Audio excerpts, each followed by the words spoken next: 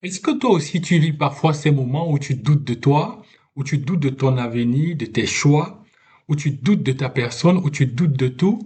Écoute, sache que tu n'es pas la seule personne. Aujourd'hui, on va parler d'un thème important, on va parler des doutes, on va parler de comment gérer les doutes et comment se reconnecter à sa force intérieure. Salut à toi et bienvenue sur cette chaîne. Si tu me découvres pour la première fois, sache que je suis Junipa. N'hésite pas à t'abonner et n'hésite pas également à activer la cloche de notification pour ne pas manquer mes prochains contenus. Si tu as également envie de prendre contact avec moi pour discuter d'une thématique bien précise, si tu as besoin que je t'apporte mon aide et mon expertise sur tous ces sujets, sur toutes ces thématiques, n'hésite pas à aller dans la barre de description. Il y a un lien que tu vas trouver. Tu cliques sur ce lien, tu prends un rendez-vous avec moi et moi, je me ferai le plaisir de me rendre disponible pour pouvoir échanger avec toi et t'apporter toute mon aide. Alors, pour revenir au thème d'aujourd'hui, au sujet d'aujourd'hui, nous allons parler des doutes, nous allons parler de comment gérer les moments de doute et comment se reconnecter à sa force intérieure. Alors, sans plus tarder, rentrons dans le vif du sujet. Je veux déjà dans un premier temps qu'on parle de l'origine des moments de doute. En fait, ce que tu dois savoir, c'est que les doutes ont trois grandes sources. Alors, la première source, c'est tout ce qui est doute interne. Les doutes internes, c'est tout ce qui vient de ton intérieur, tout ce qui vient de toi. Et dans cette catégorie, tu vas retrouver, par exemple, la faible estime de soi. Tu vas retrouver également, parfois, tu vas retrouver le perfectionnisme. Donc, il y a des personnes qui sont très perfectionnistes et ça, c'est quelque chose qui peut à un moment donné être une source de doute. Tu vas également retrouver l'auto-jugement. L'auto-jugement, en fait, c'est ton dialogue intérieur. C'est qu'est-ce que tu penses de toi? Qu'est-ce que tu te dis de toi? Et donc, voilà en général, voilà les trois, si je peux dire, les trois petites sous-origines des doutes internes. Donc, je reprends dans les doutes internes, tu as la faible estime de soi, tu as le perfectionnisme et tu as également l'auto-jugement. La deuxième grande source de doute, c'est ce que j'appelle les doutes externes. Les doutes externes, c'est tout ce qui vient tout ce qui vient de l'extérieur, en fait. Et dans ça, tu vas retrouver, par exemple, tout ce qui a trait à la pression sociale. La pression sociale, on sait que la pression sociale s'exerce sur nous tous, sur tout le monde. Tu vas également retrouver le regard des autres. Nous l'avons déjà dit plusieurs fois sur cette chaîne. Le regard des autres qui peut, à un moment donné, générer le doute en soi, parce qu'une fois qu'on a pris la validation des autres, eh bien, on commence à douter de nous-mêmes. Nous avons également les échecs. Les échecs du passé peuvent être quelque chose également qui active le doute en nous. Parce que si on a un mauvais regard sur les échecs, si on ne sait pas comment interpréter les échecs, si on ne sait pas comment tirer profit des échecs, eh bien, ces échecs passés peuvent devenir une source de doute également. Donc ça, c'était pour la deuxième catégorie des doutes, les doutes externes. La troisième catégorie maintenant dont je vais te parler dans le cadre de cette vidéo, ce sont les doutes contextuels. Alors, c'est quoi les doutes contextuels? Les doutes contextuels, c'est tout ce qui a trait, par exemple, ce sont des doutes qui sont liés à des circonstances particulières, à des contextes bien particuliers. Et donc là, tu vas par exemple retrouver tous ces doutes qui apparaissent lorsque tu traverses des moments de fatigue, des périodes de fatigue, lorsque tu vis par exemple une transition dans ta vie, lorsque tu, par exemple, traverses un changement brutal ou alors un changement auquel tu ne t'attendais pas, ça, c'est quelque chose qui peut apporter des doutes au niveau de ta personne. Les moments de solitude également, ce sont une source de doute contextuel. Donc, et on finira justement dans cette catégorie avec tout ce qui est événements de la vie. Les événements de la vie, ça peut être une perte de travail, ça peut être un drame, ça peut être la perte d'un être cher, ou alors, peu importe, je ne sais pas ce que toi, par exemple, tu traverses en ce moment. Ces événements-là de la vie peuvent être aussi des facteurs ou alors des sources de doute. Donc, à ce niveau, je veux que tu retiennes simplement qu'il y a trois sources de doute. Il y a trois grandes familles d'origine de doute. Tu as les doutes internes, ça c'est tout ce qui a trait à ta personne. Ensuite, tu as les doutes externes, ça c'est tout ce qui vient de l'extérieur. Et tu as maintenant les doutes contextuels. Les doutes contextuels, c'est tout ce qui a trait aux événements, aux circonstances de la vie. Alors, il y a une question quand même qu'on peut se poser à ce niveau avant d'aller plus loin, c'est de savoir est-ce que le doute est normal et utile? Alors, ce qu'il faut savoir, c'est que le doute, en fait, c'est un mécanisme naturel. Le doute, c'est un mécanisme naturel qui se met en place lorsque tu n'es pas aligné avec quelque chose, lorsque ton corps n'est pas aligné, ton esprit n'est pas aligné avec quelque chose, tout de suite, il y a comme une alerte qui se met en route afin que tu fasses le nécessaire pour pouvoir soit lever le doute, soit approfondir les choses. Maintenant, ce qui est dangereux, c'est quoi? Ce qui est dangereux, ce n'est pas le doute en soi, mais c'est de rester enfermé dans le doute. Rester enfermé dans le doute, qu'est-ce que ça signifie? Ça veut dire que tu as un doute par rapport à une situation et au lieu que tu poses une action, par exemple, qui est la vérification, qui est par exemple d'aller chercher la bonne information ou alors de lever le doute, d'aller chercher l'information qui te permettra de lever le doute, bah, qu'est-ce que tu fais? Au contraire, tu restes statique, tu restes à la réflexion et ça dure pendant plusieurs jours, ça dure pendant des semaines, pendant des mois. Et pendant ce temps, en fait, rien ne se passe, tu n'agis pas. Et donc, à ce moment, le doute devient dangereux parce que là, le doute devient quelque chose qui te paralyse complètement. Le doute devient quelque chose qui ne te permet pas d'avancer, qui ne te permet pas de prendre une décision. En ce moment, le doute devient en fait une prison. Donc, le doute peut être interprété comme un signal, comme je l'ai dit d'ailleurs parce qu'il va te pousser à te questionner, il va te pousser à ajuster. Donc, pour répondre à la question de savoir, est-ce que le doute est normal et utile? Oui, le doute c'est quelque chose de normal et c'est quelque chose d'utile. Mais de l'autre côté, il y a également les revers. Il y a le danger qui nous guette si on ne prend pas les bonnes actions. Si on décide de rester enfermé là-dedans, en ce moment, le doute devient dangereux. Donc, j'espère qu'à ce niveau, j'ai levé certainement une équivoque ou alors peut-être les doutes ou alors une question que je te posais de savoir si on ne devrait finalement pas douter ou pas. Non, le doute est utile et important et c'est même normal. Mais il faut juste savoir il faut connaître les limites qu'il faut mettre dans ces moments de doute. Je veux maintenant qu'on parle ici, dans cette section, des 5 erreurs qui empirent le doute. Nous avons dit tantôt que le doute était normal et utile, mais qu'il y a un danger à y rester.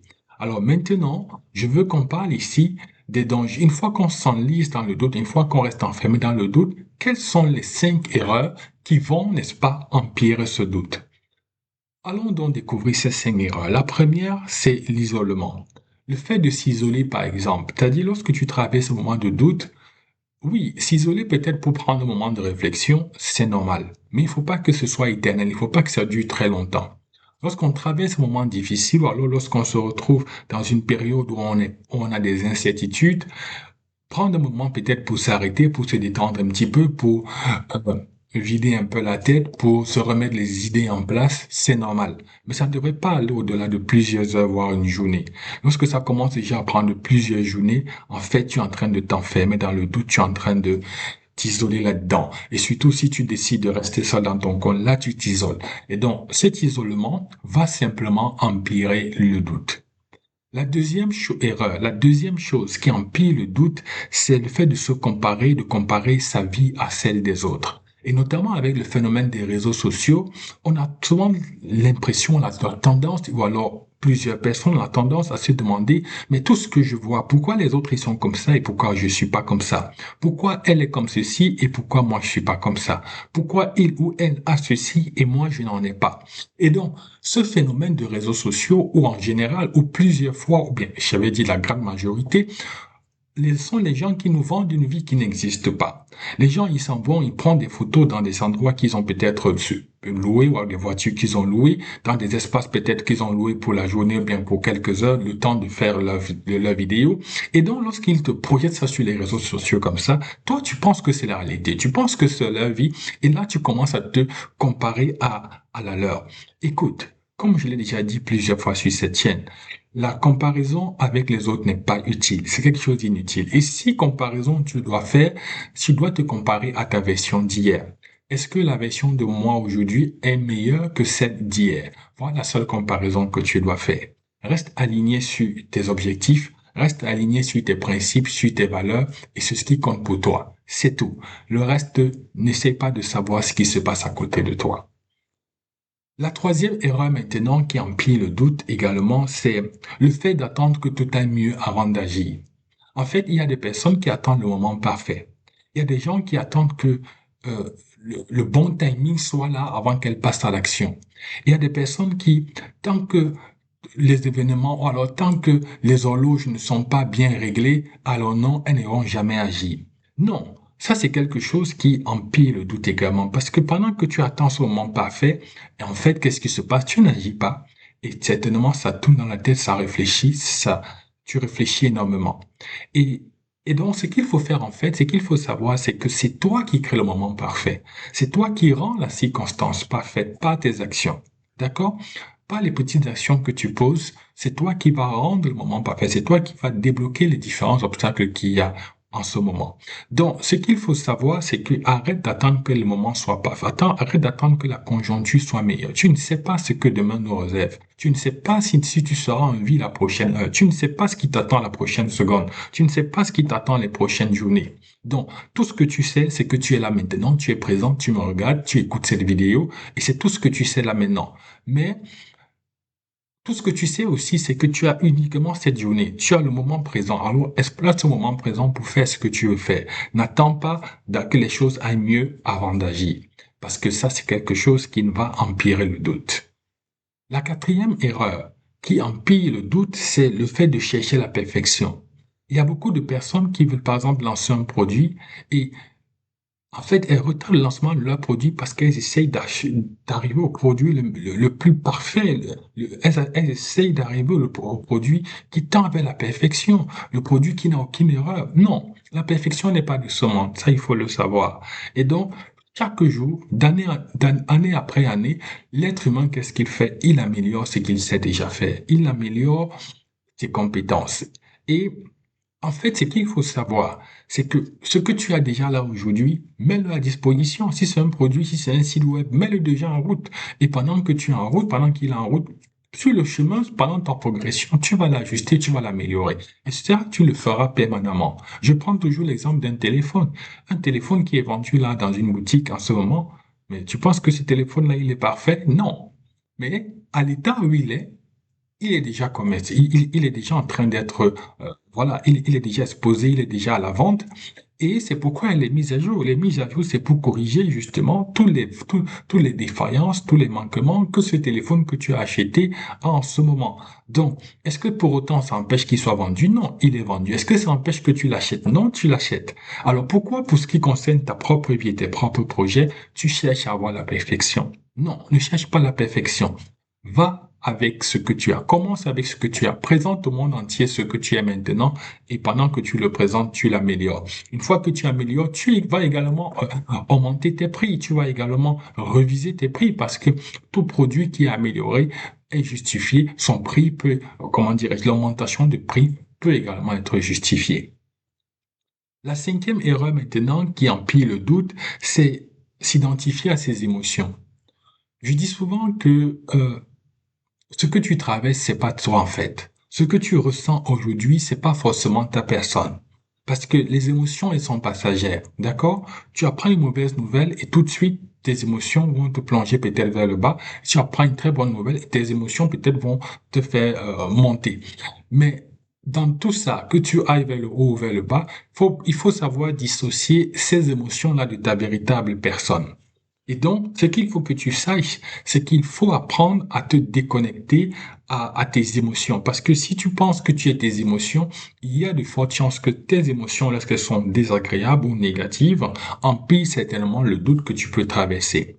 Donc, il faut que tu gardes quelque chose en tête, c'est que tu n'es pas le doute, tu es simplement la personne qui peut le traverser. Donc, il faut bien faire la différence entre tes émotions, ce que tu traverses, et la personne que tu es. Si tu essayes toujours de lier tes émotions à toi, il y a de fortes chances que tu te retrouves permanemment dans les moments de doute. Donc, voilà pour ce qui était donc des 5 erreurs qui empirent le doute. Je vais donc pas te laisser comme ça, parce que je vais dans cette vidéo te proposer 3 méthodes. En fait, je veux dire une méthode, mais en 3 étapes pour sortir du doute. Alors, reste bien accroché jusqu'à la fin. Et si cette vidéo te fait du bien, si tu apprends quelque chose, n'hésite pas de liker, n'hésite pas également de partager cette vidéo pour que d'autres personnes puissent en bénéficier. Et comme je l'ai dit, si tu as bien entendu des commentaires, n'hésite pas à les laisser dans la section des commentaires. Si tu as des questions à poser, n'hésite pas également, je t'y répondrai. Et si jusqu'ici tu as le sentiment que tout ce qui est dit ne répond pas encore à ton problème spécifique, alors c'est pas grave. Va dans la barre de description, tu cliques dessus, tu prends un rendez-vous avec moi et lors de notre échange, on aura le temps d'aller en profondeur sur ton cas, sur ce qui te concerne. Et moi, je me ferai le plaisir de t'apporter toute mon aide, toute mon expertise afin de t'aider à avancer. Alors, revenons à cette vidéo et parlons donc de la méthode en 3 étapes pour sortir du doute. La première étape, c'est de te reconnecter au réel. En quoi est-ce que ça consiste? Ça veut simplement dire que il faut que tu apprennes un peu à lâcher prise, à laisser retomber la pression et à vivre le moment présent. Alors, respire, n'est-ce pas? Il faut arrêter le flot de pensée dans ta tête. Dans nos têtes, en général, il y a beaucoup de choses qui passent. L'être humain a en moyenne 60 000 à 80 000 pensées par jour. Et donc, tu imagines que si tu ne sais pas maîtriser ce flot de pensées, tu vas aller très loin. Et comme je dis souvent, plus de 80-90% des choses que tu penses dans ta tête n'arrivent pas. Ce sont juste des scénarios que tu te fais. Et donc, ça ne sert à rien de rester bloqué dans ce flot de pensées. L'autre chose, comme je l'ai souvent dit sur cette chaîne, c'est qu'il faut écrire ce que tu ressens, écrire ce que tu as dans la tête. Le fait de mettre par écrit tout ce que tu as dans la tête, le fait de le faire sortir de ta tête, ça permet de vider ton cerveau, ça permet de décharger ton cerveau et c'est quelque chose de très important.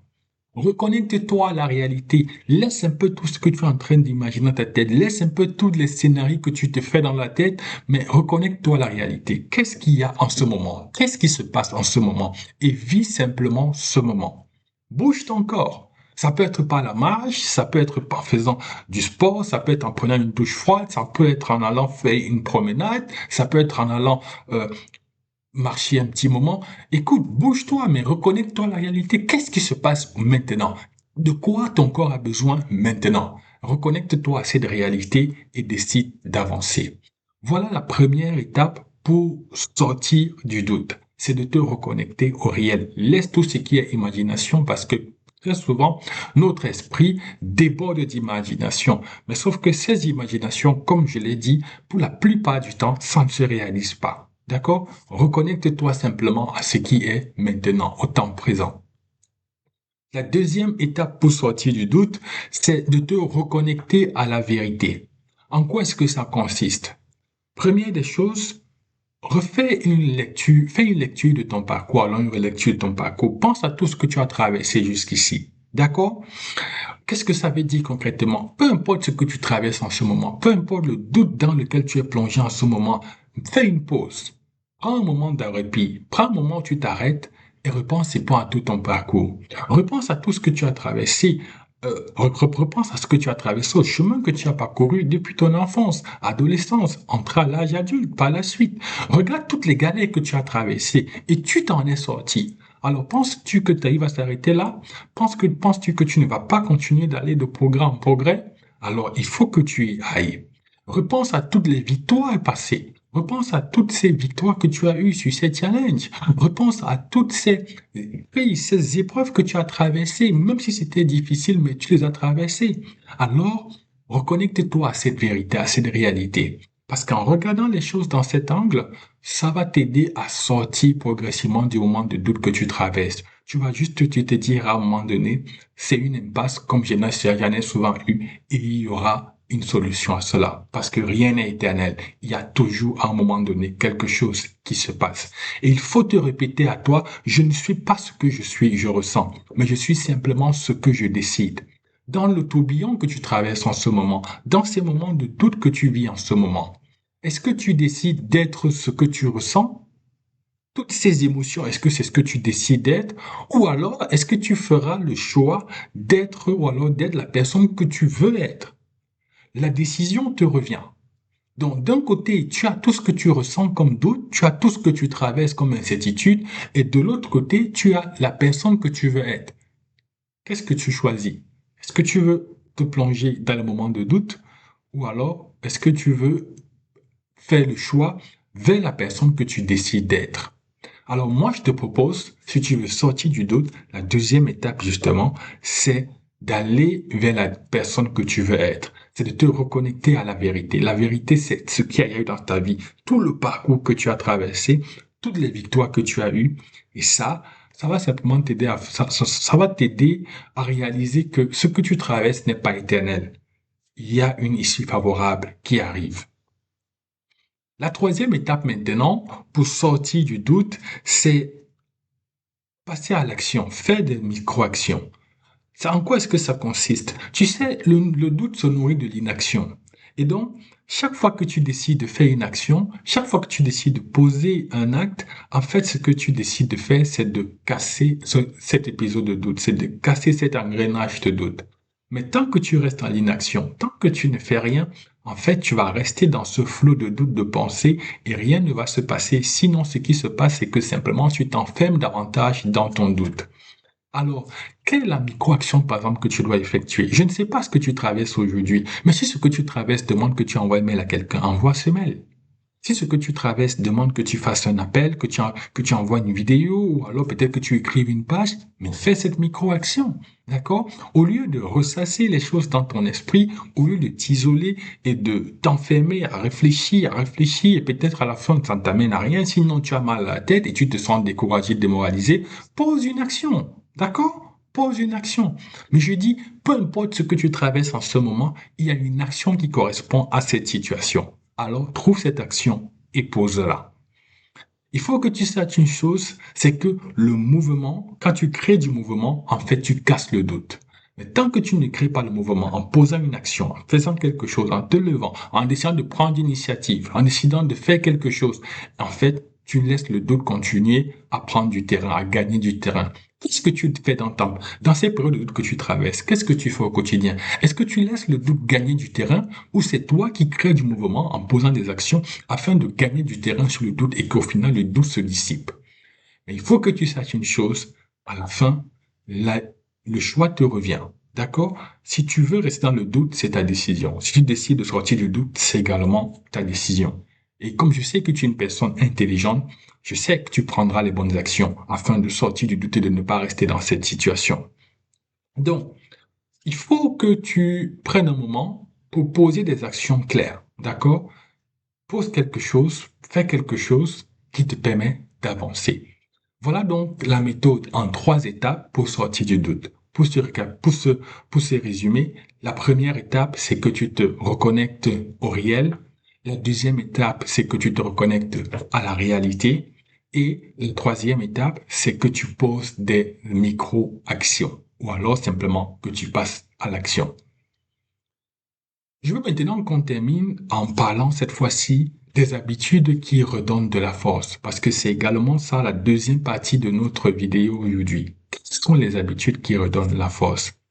Dans cette partie, je vais lister avec toi quelques habitudes que tu peux mettre en place, quelques habitudes puissantes que si tu les appliques, alors je te garantis que ces habitudes vont te redonner de la force. Alors sans plus tarder, découvrons ces habitudes et j'espère que tu en prendras quelques-unes. La première habitude, c'est d'établir une routine matinale. D'accord? Il faut que tu saches quand tu te réveilles le matin, qu'est-ce que tu fais. Parce que si tu ne sais pas ce que tu fais, il y a de fortes chances que ça te laisse dans l'inaction et cette inaction va te laisser dans un moment où tu vas commencer à réfléchir en général.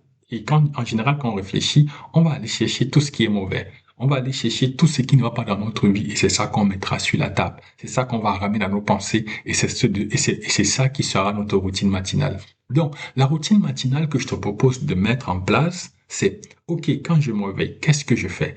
Ensuite, ensuite, ensuite. Ça t'évite de laisser le temps à ton cerveau, d'accord, de pouvoir aller rester dans les doutes ou alors de chercher un sujet qui t'embarrasse, sur lequel tu n'as pas de contrôle et de rester des heures à y réfléchir. La deuxième chose que je te propose également peut-être de faire pour avoir de la force, eh bien la deuxième action, une habitude qui va te redonner de la force, la lecture. Il faut que tu lises. Lire, ça permet non seulement de t'évader, mais ça permet aussi de mettre de côté tout ce qui te traverse la tête et de t'arrêter sur ce que tu es en train de lire.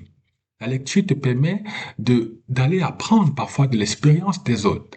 La lecture te permet d'apprendre beaucoup de choses également. Ça peut être d'en renforcer tes connaissances, d'aller chercher des solutions parfois dans l'expérience des autres, d'aller apprendre quelque chose des écrits d'un auteur. Voilà la lecture, comment elle va te redonner de la force. Et je te garantis que plus tu as de l'information, plus tu te sens confiant. Plus tu emmagasines des informations dans ta tête, des techniques dans ta tête, et plus tu te sens confiant et moins tu doutes de toi, mieux tu es équipé pour traverser le moment de doute. Alors, si tu traverses le moment de doute, n'hésite pas à te replonger dans la lecture. La lecture, c'est quelque chose qui va te donner beaucoup de force. La troisième chose également que je te propose, ce sont les affirmations. Qu'est-ce que tu te dis à toi? En général, les gens ont tendance à se parler de manière négative. Je suis bête, je suis nul, je suis bon à rien. Non, aujourd'hui, tu arrêtes ça.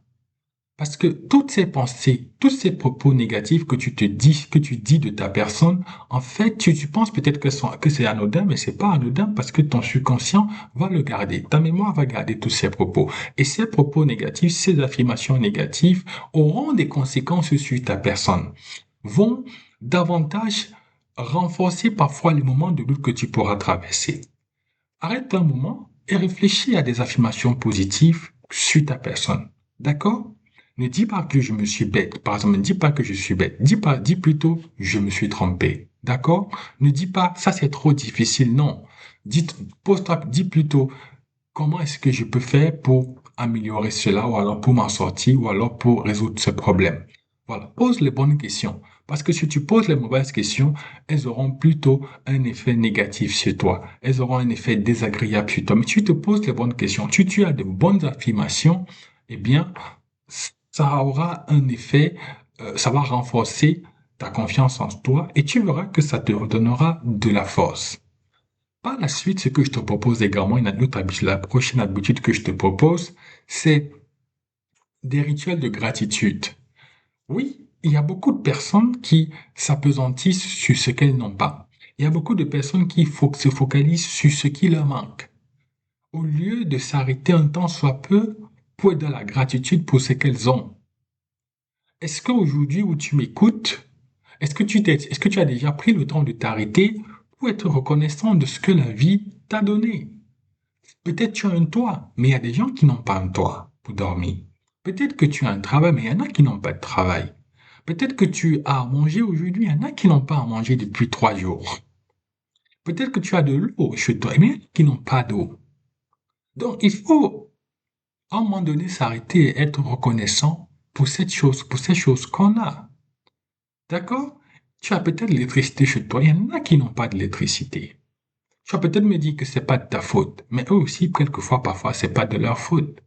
Ce sont des personnes qui se retrouvent parfois dans des endroits en guerre, en difficulté. Et donc, le paradoxe, c'est que ces gens qui n'ont pas les mêmes conditions que toi, se plaignent moins que toi. Elles sont reconnaissantes pour le peu que la vie leur donne. Mais toi qui as suffisamment, est-ce que tu t'es déjà arrêté un moment pour être reconnaissant de toutes ces choses que la vie t'a données? Alors il faut que tu t'arrêtes. Si tu ne l'as jamais fait, je te propose à la fin de cette vidéo, la fin de cette vidéo, de t'arrêter, de prendre une feuille de papier et de noter toutes les choses pour lesquelles tu es reconnaissant. Et je te garantis que tu verras que ça te fera sortir de moments de doute, ça te fera oublier les choses que tu n'as pas. Et donc, en te focalisant sur les choses que tu as et non sur ce que tu n'as pas, en étant reconnaissant, en pratiquant de la gratitude pour les choses que tu as, pour les choses que la vie t'a données, je te garantis que tu vas retrouver de la force. L'autre chose, c'est le journaling. Le journaling, c'est l'écriture. Et là, j'ai un peu empiété dessus en parlant des rituels de gratitude. Justement, c'est quoi? C'est de noter chaque jour toutes les belles choses que la vie te donne. Note au moins une chose pour laquelle tu es content. Note au moins une chose qui te fait du bien. Note au moins une chose un problème que tu as résolu au courant de la journée. Note toutes ces belles choses parce que tu vas te rendre compte que dans la durée, ça va renforcer ta confiance et ça va éliminer les moments de doute. Tu auras l'impression qu'en fait, la vie n'est pas si noire que ça. La vie n'est pas si mauvaise que ça. Les choses ne sont pas si désagréables que ça, puisque mon journaling, mon journal me montre qu'il y a de bonnes choses qui se déroulent chaque jour dans ma vie. La prochaine habitude que je te propose maintenant, c'est de déconnecter des réseaux sociaux, au moins 1 heure par jour. Pourquoi? Ça te permet de te recentrer un peu sur toi et ça te permet de ne pas être à la merci de tout ce qui est vendu sur les réseaux sociaux. Et Et beaucoup de choses sur les réseaux sociaux ne sont malheureusement pas vraies. D'accord? Donc, je te propose donc d'avoir ce temps-là où tu te déconnectes de tout ça, où tu crées ce vide-là autour de toi et tu te rencontres juste avec toi. Tu fais ce face-à-face avec toi, tu profites de ce moment avec toi et je te garantis que dans ces moments-là, tu vas te rendre compte, tu vas découvrir beaucoup de choses et tu vas te rendre compte que, en fait, c'est un moment qui te donne également de la force, puisque tu n'es plus à la merci de la comparaison, tu n'es plus à la merci de savoir ce qui est autour de toi, de la vie des autres. Non, c'est juste toi et toi. La prochaine habitude que je te propose maintenant, c'est de côtoyer des personnes qui te stimulent. Ton entourage, je l'ai toujours dit, t'influence. Ton entourage, que tu le veuilles ou pas, a un impact sur toi, a une influence sur toi. Et cette influence, soit elle est positive, soit elle est négative. Mais la bonne nouvelle, c'est que toi, tu peux faire le choix de ton entourage. Tu peux faire le choix d'être entouré des personnes qui te stimulent. Tu peux faire le choix d'être entouré des personnes qui te tirent vers le haut. Ça, c'est ta décision. Alors, si tu prends le temps de choisir les personnes qui t'entourent, si tu prends le temps de choisir tes fréquentations, de trier, de filtrer les personnes qui ont accès à ta vie, je te garantis que l'impact sera positif. Beaucoup de personnes sur cette terre ne choisissent pas avec qui elles traînent. Beaucoup de personnes sur cette terre se laissent emporter par le flot, se laissent emporter par la foule. Mais je te garantis que si toi, tu décides de choisir ton entourage, de choisir les personnes qui t'entourent, d'aller vers les personnes qui te stimulent, d'aller vers les personnes qui te tirent vers le haut, tu verras que ça te redonnera de la force. Parce que tu seras désormais dans une ambiance qui est positive, tu seras emporté, entouré de personnes qui sont positives, qui te stimulent, et donc tu seras dans ce mood également. Tu seras dans cette vibe. D'accord?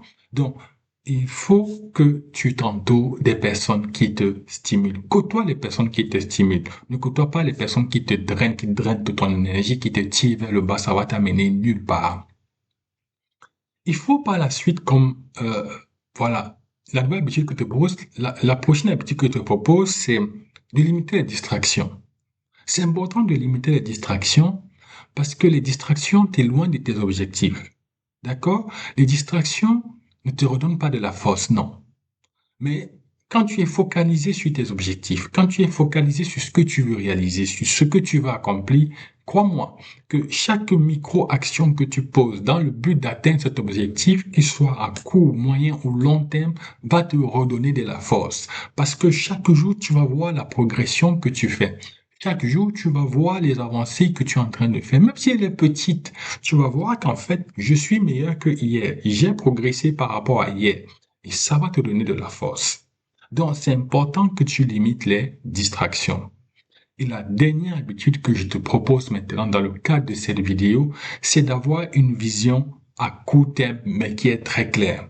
Il y a beaucoup de personnes qui n'ont pas une vision de leur vie, que ce soit à long terme, à moyen ou à court terme, mais au moins avoir une vision à court terme qui est claire, ça va t'aider à avancer. Parce que tu sais au moins à court terme où tu vas. Dans un mois, dans 2 mois, dans 3 mois, tu sais où tu vas. D'accord? Donc, est-ce qu'aujourd'hui tu as une vision claire de ta vie? Une vision à long terme? Si tu ne l'as pas, ok.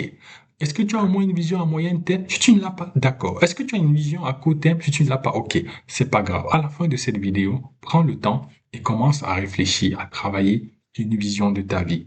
Au moins à court terme.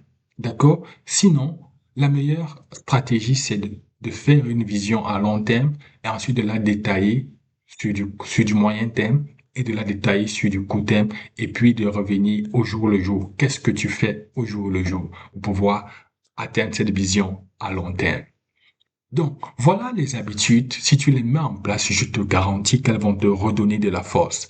Et beaucoup de personnes qui traversent au moins de doutes et qui s'y enferment, c'est parce qu'elles n'ont pas ces habitudes-là. Elles n'ont pas une routine de vie. Elles n'ont pas des objectifs de vie. Elles n'ont pas une vision de leur vie. Et c'est pourquoi parfois elles se retrouvent enfermées longtemps dans le moment des doutes. Si c'est ton cas en ce moment, je te garantis que si tu mets en place, si tu mets en pratique ces conseils que je te donne, tu vas rapidement sortir de ces moments de doute. Et quand tu sortiras, n'hésite pas à venir me laisser un commentaire si cette vidéo t'a fait du bien, si ce que tu as appris t'a fait du bien. N'oublie pas une chose, c'est que quand ta tête doute, en fait, il faut laisser tes actions parler à ta place. même si ça tape fort dans la tête, même si tu as doute ici, mais il faut qu'au niveau de tes actions, que tes actions parlent cette fois-ci à ta place. Donc, on va finir en disant simplement que le doute, c'est quelque chose de normal, on ne peut pas y échapper. Avoir le moment de doute, c'est également normal parce que la vie vient avec son lot de haut et de bas. Donc, le doute, on ne peut pas y échapper. En revanche, rester bloqué dans le moment de doute, ça c'est un choix. Et j'espère que tu ne feras pas ce choix.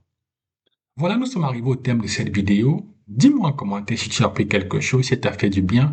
Et si jamais tu traverses un moment de doute, j'espère que cette vidéo va t'aider à sortir de là.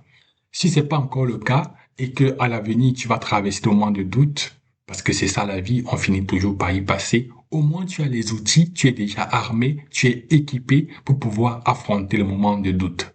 Si cette vidéo t'a fait du bien, n'hésite pas une fois de plus de mettre un pouce, de liker, n'hésite pas de faire un commentaire. Également, n'hésite pas de partager pour que d'autres personnes en bénéficient.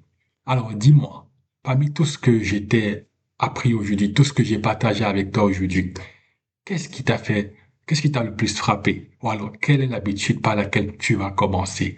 Dis-le-moi en commentaire. Et une fois de plus, si dans tout ce qui a été dit, tu as l'impression que je n'ai pas résolu j'ai pas touché à ta problématique du moment, c'est pas grave. Tu vas dans la barre description, tu cliques sur le lien qu'il y a, tu prends le rendez-vous avec moi et je me ferai le plaisir de me rendre disponible pour toi. D'ici là, je te dis ciao et à la prochaine vidéo.